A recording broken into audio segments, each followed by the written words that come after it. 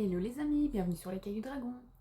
Aujourd'hui on va se retrouver pour une vidéo très horrifique, fantomatique, avec beaucoup de sorcellerie, de monstres, de fantômes. Autrement dit, toutes les lectures que vous pouvez lire pour Halloween.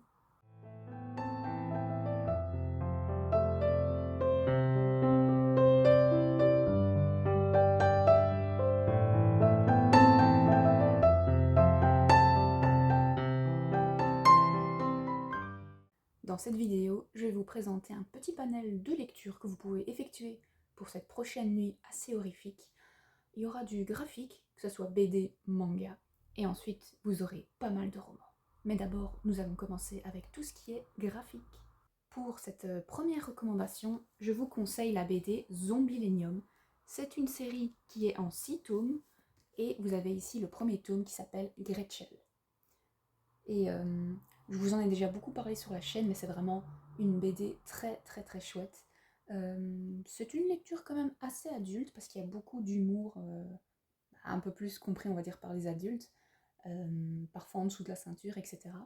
Et en fait ici, dans cette histoire, vous suivez un type vraiment lambda qui à un certain moment va mourir, mais la particularité c'est que dans ce monde vivent cachés certains monstres, des sorcières, créatures de Frankenstein, enfin voilà ce genre de choses, et il va rencontrer cette jeune femme qui est une sorcière, pas n'importe quelle sorcière mais vous le saurez au fil des tomes, et en fait elle va l'embaucher comme monstre dans un parc d'attractions pour adultes.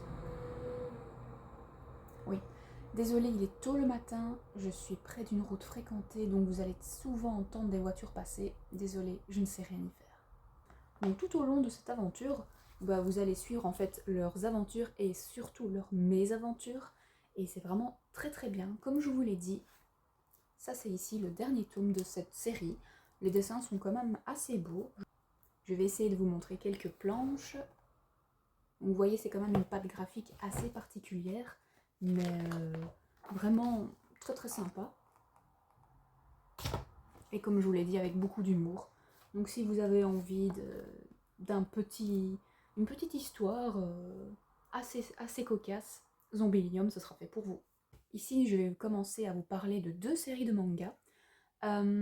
Ici, la première série que je vous présente, c'est une série, enfin une saga, que j'ai commencé vraiment cette année, donc 2024.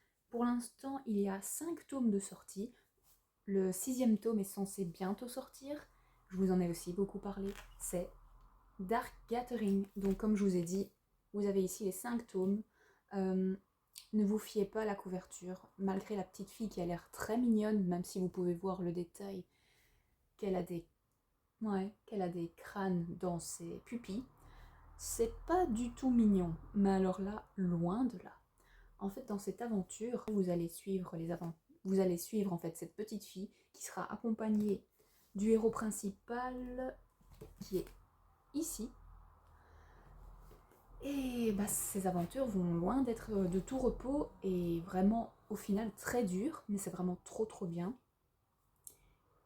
Il fuit les esprits, elle les traque. Keitaro est étudiant à l'université. Par le passé, sa capacité à attirer les esprits a causé des ennuis à sa meilleure amie. Malgré cela, il accepte un emploi à temps partiel en tant que professeur particulier, mais son élève, une jeune surdouée du nom de Yayoi, devine son pouvoir au premier coup d'œil. Elle l'invite à l'accompagner dans un lieu hanté. C'est le début d'une palpitante chasse aux esprits maléfiques. Oui, effectivement, au tout début, vous suivez donc ces 2 personnages qui commencent à faire connaissance. Directement, vous allez entrer dans la sauce avec une aventure assez horrifique. Donc dans ce manga, il est vraiment tout le temps question d'esprits, de démons. Et c'est vraiment glauque parfois. Au niveau des graphismes, je les trouve vraiment très très beaux. Je vais essayer de vous montrer une planche qui ne spoil pas trop. Hop. Donc là, c'est le côté mignon. Et je vais essayer de vous montrer un côté un peu plus horrifique. Hop. Comme ici. Donc vous voyez, c'est pas à mettre entre toutes les petites mains, en tout cas, ça c'est sûr. Mais j'aime vraiment beaucoup cette histoire, et directement on commence à entrer dans dans une aventure beaucoup plus particulière, beaucoup plus sombre. Et si vous avez vraiment envie de frissonner et parfois voir des dessins assez malaisants, essayez Dark Gathering, c'est vraiment génial. Pour terminer cette sélection en graphique seulement, je vous présente une pépite. Je ne vais pas vous présenter les 41 tomes que j'ai en ma possession. Enfin non, et encore, j'en ai que la moitié. C'est bien sûr Berserk. Ça, c'est vraiment une valeur sûre.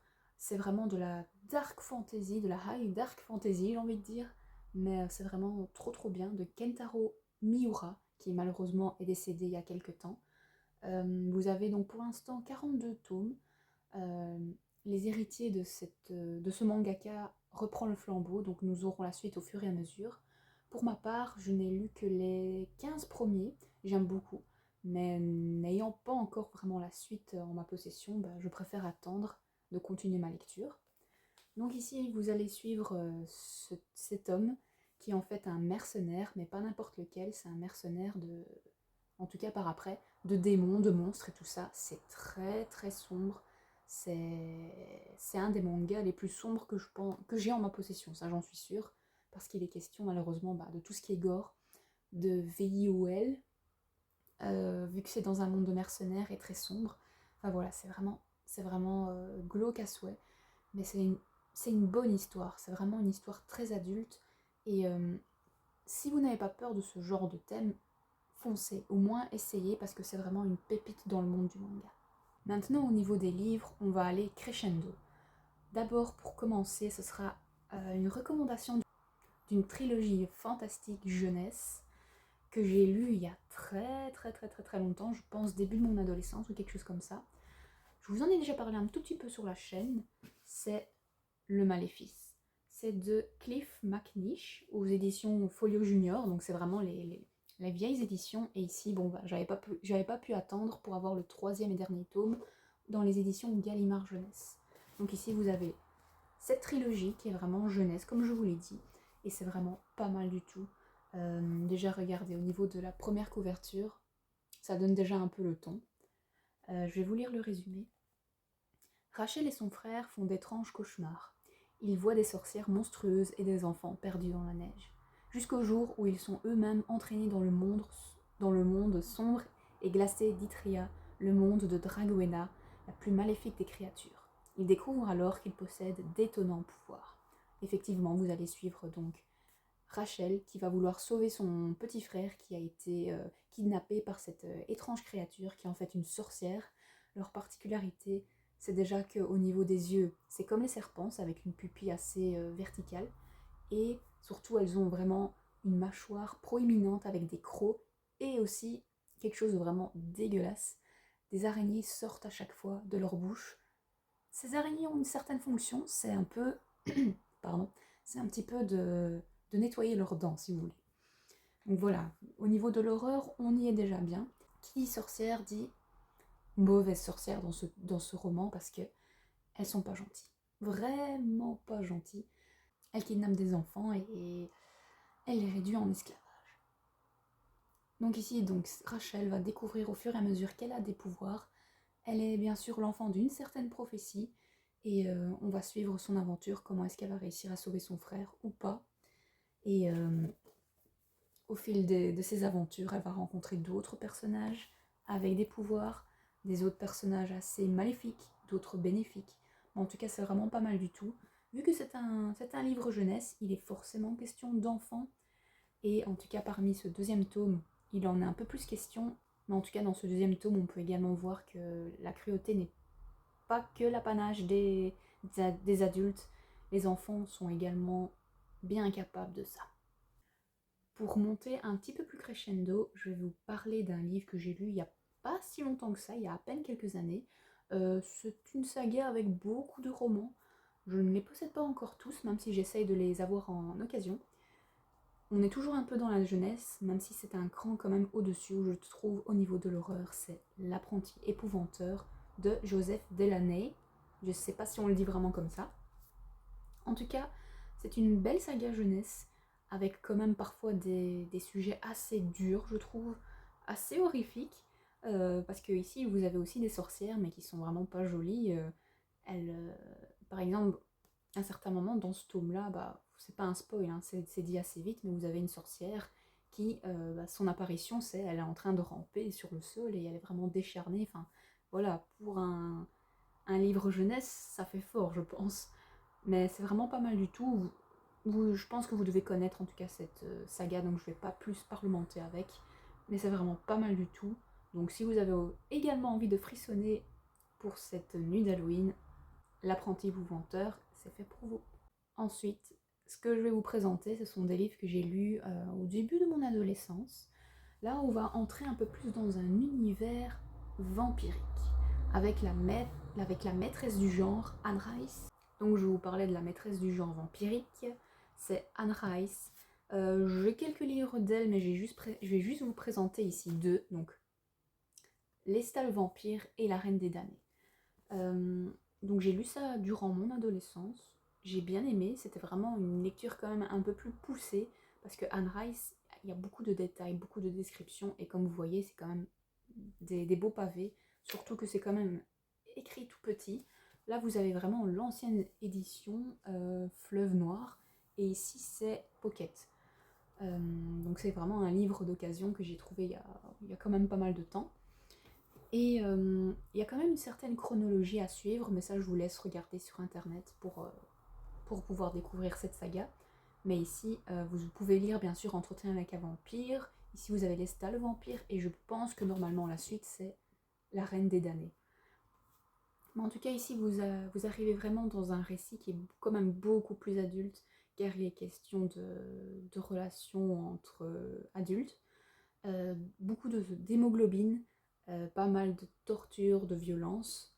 Donc c'est vraiment un univers assez sulfureux, à ne pas mettre entre toutes les mains, ou du moins pas les plus jeunes, ça c'est sûr. Mais en tout cas c'est vraiment pas mal. Donc comme je vous l'ai dit, il est vraiment question de vampires, mais pas des vampires les plus... C'est pas des vampires à la Twilight, quoi. C'est vraiment des bons vampires qui peuvent parfois, s'ils manquent de sang, être complètement décharnés, complètement fous, pour essayer d'avoir leur substance. Donc c'est pas mal du tout. Je pense vraiment que c'est une valeur sûre, les Anne Rice. Ici, si vous voulez rentrer dans un univers un peu plus gothique, on va dire, j'ai deux sélections pour vous. Vous avez d'abord Despertine, qui est un one-shot. Dommage, parce que j'ai adoré cette histoire. C'est de Margaret Rogerson, donc celle qui a écrit Sorcery of Thorns. J'ai adoré ce livre, c'est vraiment trop bien. J'aime beaucoup cette couverture. Vous avez plusieurs éditions où il y avait un jaspage avec des corbeaux ou ce genre de choses. J'adore, j'aime beaucoup cette histoire. Dans cette histoire, vous suivez en fait ici Artemisia qui veut devenir une sœur grise, qui en fait, ce sont des sœurs chargées de purifier les corps des défunts pour que leur âme puisse regagner l'au-delà, parce que sinon, ça devient ça deviennent des sortes de monstres qui s'attaquent à tout ce qui bouge. À un certain moment, c'est au tout début de l'histoire, donc c'est pas de spoil, mais son couvent va subir une attaque, et pour essayer de survivre et garder un maximum l'héritage de son ordre, elle va prendre une relique qui est normalement maudite et surtout interdite, mais cette relique c'est pas n'importe laquelle, c'est une relique très puissante qui va essayer de s'emparer d'elle parce qu'elle est abritée par une sorte de spectre, mais vraiment un spectre très puissant. Donc tout au long de cette aventure, on va suivre cette jeune femme avec le spectre qui cohabite dans sa tête, et ils vont devoir suivre une quête. Je vous explique pas plus, mais c'est vraiment génial comme histoire. La deuxième saga que je vous présente, c'est aussi dans un univers très gothique, c'est le manoir de Lexage. Ici vous avez le tome 1, le tome 2 est déjà sorti, je pense que c'est normalement une trilogie.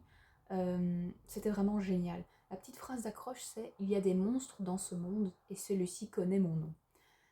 C'est un petit peu plus une ambiance gothique sombre, mais avec une petite sorte d'enquête, dans un lieu assez fermé, dans un manoir justement, et c'est vraiment trop bien. Il y a une sorte de romance, mais qui n'est pas en premier plan, mais c'est vraiment pas mal du tout. Vous l'avez vu beaucoup passer sur les réseaux sociaux, donc je ne vais pas plus m'attarder que ça. En tout cas, ceci, c'est aussi une bonne recommandation. Pour ma part, j'ai envie de bientôt relire ce premier tome pour pouvoir enchaîner avec le deuxième. Ici, on va continuer encore un peu avec de la fantasy. C'est une duologie qui est complète. d'une autrice que j'ai découvert assez récemment et qui est quand même au final bien dans ce registre de l'horreur. C'est Aurélie Wallenstein avec L'épée, la famine et la peste. Vous avez le premier tome ici et le deuxième ici. Cet univers est vraiment génial. Il est sombre à souhait, il est glauque, c'est morbide. Enfin, en fait, pour vous dire, prenez un univers un peu, si vous aimez les jeux vidéo, à la Dark Souls. C'est ce genre de roman. C'est un univers vraiment qui a subi une catastrophe, vraiment une fin du monde, on va dire. Et là, c'est un peu l'après. Mais une fin du monde, pas comme on l'entendrait avec l'apocalypse, des zombies ou ce genre de choses. Non, non. C'est en fait une sorte, des sortes d'araignées qui sont arrivées, qui ont tissé des toiles dans la tête des gens, un peu partout, et qui ont détruit plus ou moins l'humanité. Donc c'est vraiment un univers de fantasy, mais très sombre. Vous allez suivre en fait les aventures, si on peut dire, les mésaventures, ou du moins la quête de rédemption ou de découverte de soi, de trois personnages. Un homme qui souffre de ses souvenirs de la guerre. Vous avez un jeune homme qui va se faire posséder par l'esprit d'un loup et une jeune fille qui va être pourchassée car on suspecte en fait qu'elle soit une sorcière araignée dans ce monde. Donc c'est vraiment pas mal du tout, c'est très sombre, mais c'est vraiment un univers pépite. J'ai frissonné parce que je n'aime pas les araignées. Donc ici, si vous n'avez pas ce genre de thème, mais que vous avez quand même envie de vous faire peur, entrez dans cet univers, ça vaut vraiment la peine. Et non, on n'a toujours pas fini de parler de vampires, mais en tout cas ici ça monte vraiment crescendo. L'Empire du vampire de J. Christophe. Ici c'est le premier tome, j'ai également dans ma pile à lire le deuxième tome, mais pour l'instant je n'ai pas encore lu la suite parce que c'était gros bébé. Ici en fait ça fait le lien entre un peu les vampires d'Anne Rice et surtout le monde ravagé de l'épée, la peste et la famine, parce qu'ici c'est vraiment de la dark fantasy, de la high dark fantasy de nouveau, et c'est vraiment un univers tellement sombre, tellement riche. C'est vraiment trop bien comme histoire. Vous allez suivre en fait ici Gabriel de Léon qui est un saint d'argent, autrement dit un chasseur de monstres, de vampires, un protecteur du royaume. Mais voilà, c'est pas un héros clair.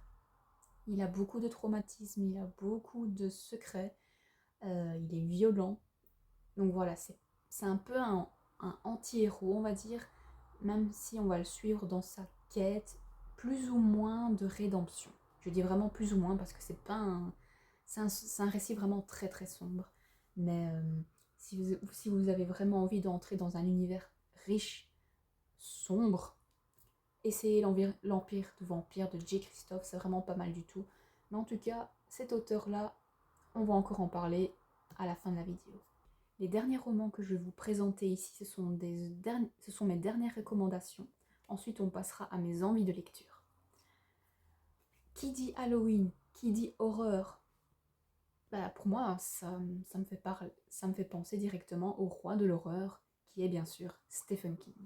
Ici, je vais vous présenter 3 romans de cet auteur.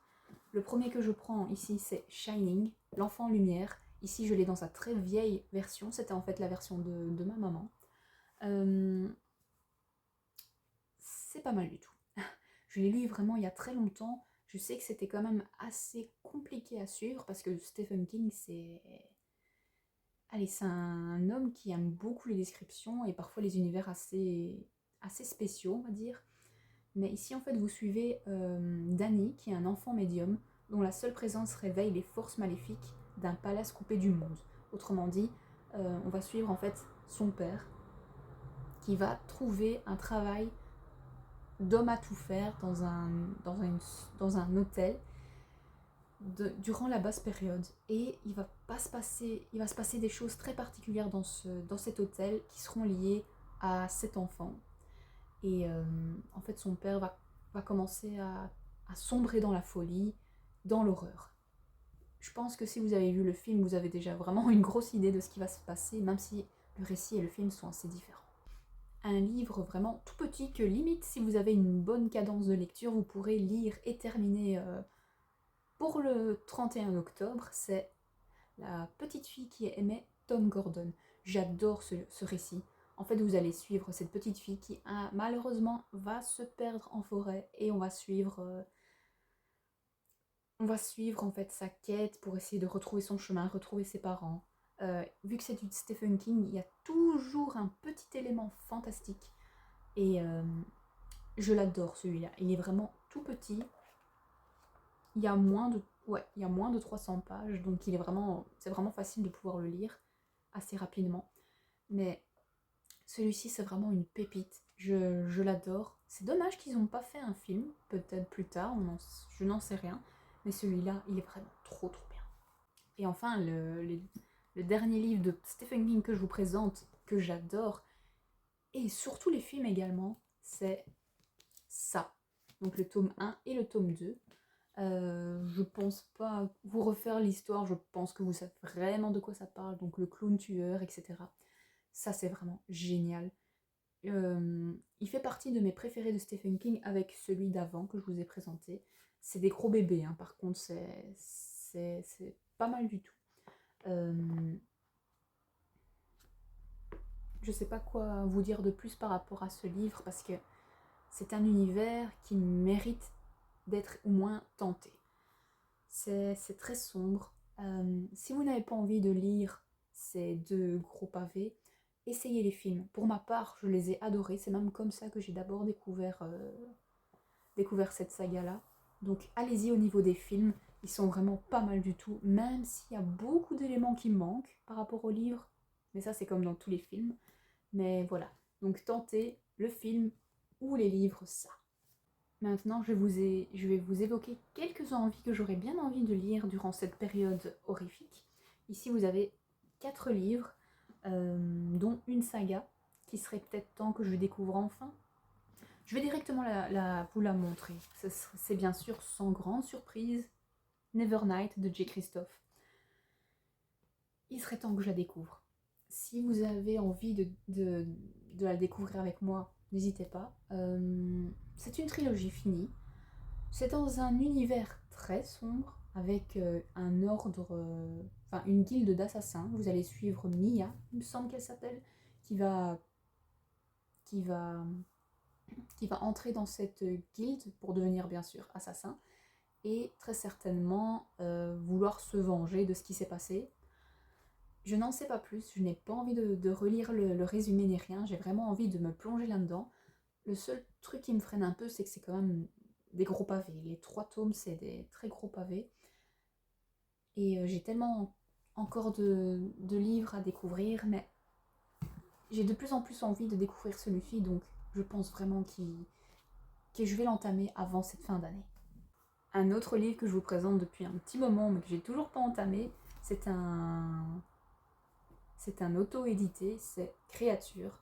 Au niveau de la couverture, je pense que plus horreur que ça, il n'y a pas moyen. Vous voyez, c'est très très particulier. Je sais que c'est une enquête un peu, peut-être un peu policière, parce qu'en tout cas ici, il est question de possession démoniaque. Je ne vais pas vouloir lire le résumé ni rien. J'ai vraiment envie de le découvrir tel quel. Je me dis surtout que ça fait très longtemps que je n'ai plus lu de livres dans cet univers un peu moins fantasy. Donc je vais essayer. Les 2 derniers livres que je vais vous présenter, ce sont tous les deux livres de la maison d'édition Plume Blanche que j'adore. C'est 2 que j'ai depuis très longtemps et j'aimerais vraiment bien pouvoir les sortir pour cette période. D'autant plus que comme vous pouvez voir tout ici, ce sont tous des plumes blanches qui n'attendent plus que d'être lues. Donc il serait temps de pouvoir continuer. Le premier que je présente, c'est Ombre de Angel Harikin. Il dit ici, si le sang permet de vivre, il permet surtout de tuer. Comme au niveau des éditions Plume Blanche, c'est une belle bricasse, écrit un peu petite quand même je trouve, mais ça a l'air trop trop bien. On vous dit, le sang est une arme, celle des ombres, ces créatures sans visage qui détruisent les hommes. Je n'ai pas envie non plus de lire le résumé, j'ai vraiment envie de me le mettre dans ma pile à lire, et je vous en parlerai dans l'update de lecture, en espérant que je les ai sortis d'ici là. Et le dernier que je vous présente, et pas des moindres, parce que il est très lourd. C'est une intégrale de L'Ange déchu de Marion Aubry. Marion Aubry, en fait, c'est la directrice, on va dire, de cette maison d'édition. Et elle a écrit L'Ascension des Dragons, que j'avais adoré, et également celui-ci. C'est, il me semble, une trilogie qui est comprise dans ce roman-là. Il est très très lourd. Les écritures, c'est quand même assez petit, mais j'ai bien envie de le découvrir enfin, et il me paraît vraiment parfait pour cette période d'Halloween. Il fut un temps où le monde vivait dans l'amour de Dieu et sous la protection des anges. Dans un passé lointain, Lucifer se rebella contre eux avant de créer les enfers. Lui, l'ange déchu, engendra de nombreuses lignées de démons. Aujourd'hui, il prend sa revanche sur l'humanité et sur le ciel. Donc ça parle bien sûr d'anges, de démons, de Lucifer, et ça m'a l'air fort intéressant, donc à découvrir. Voilà les amis, c'est tout pour cette vidéo. Je vous ai quand même fait une belle brochette de lecture. N'hésitez pas à me dire en commentaire quelle est votre sélection. Je suis fort curieuse de voir quelle lecture vous allez frissonner pour Halloween. N'hésitez pas à me les mettre en commentaire. Comme vous avez pu voir, enfin, c'est une vidéo un petit peu plus longue. Je vais essayer pour le futur de faire ce genre de format. Bien sûr en essayant de ne pas toujours tourner autour du pot, de ne pas faire trop des mais en tout cas je suis très contente de vous retrouver et n'hésitez pas en commentaire à me mettre votre petite sélection, comme ça nous allons pouvoir frissonner ensemble. Je vous souhaite un bon Halloween, n'ayez pas trop peur des monstres en dessous de votre lit, et si à un certain moment en pleine nuit ça toque à l'extérieur, surtout n'ouvrez pas.